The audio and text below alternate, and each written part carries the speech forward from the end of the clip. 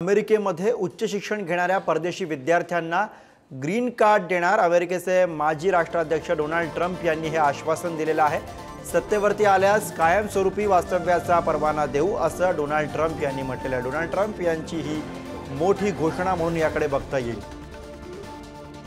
अमेरिकेमध्ये राहणाऱ्या परदेशी विद्यार्थ्यांना ग्रीन कार्ड देणार असं अमेरिकेचे माजी राष्ट्राध्यक्ष डोनाल्ड ट्रम्प यांनी म्हटलेलं आहे। डोनाल्ड ट्रम्प यांनी दिलेले हे आश्वासन सत्तेवरती आल्यास कायमस्वरूपी वास्तव्याचा परवाना देऊ असं ट्रम्प यांनी म्हटलं आहे।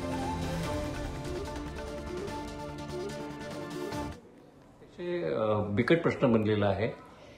या ग्रीन कार्डसाठी हजारो तरुण हजारो विद्यार्थी हे अनेक वर्ष प्रतीक्षेमध्ये आहेत।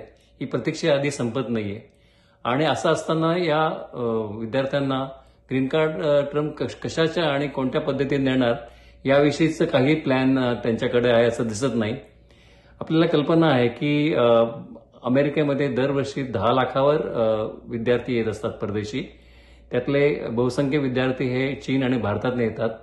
भारतातून येणाऱ्या विद्यार्थ्यांची संख्या जवळजवळ 3 लाखाच्या घरात आहे। त्यामुळे या सगळ्यांना जर ग्रीन कार्ड मिळालं तर त्यासारखं दुसरं आनंदाची गोष्ट नाही, परंतु व्यावहारिक निकषावर हे शक्य होणार नाही।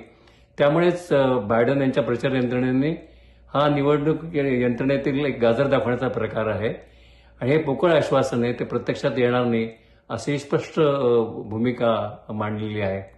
आणि एकंदर सिच्युएशन बघता हे निवळ निवडणुकीच्या तोंडावर पुढे गेलेलं गाजर आहे। इमिग्रंट्सना खुश करण्यासाठी केलेली एक खेळी आहे असं मानायला भरपूर वाव आहे।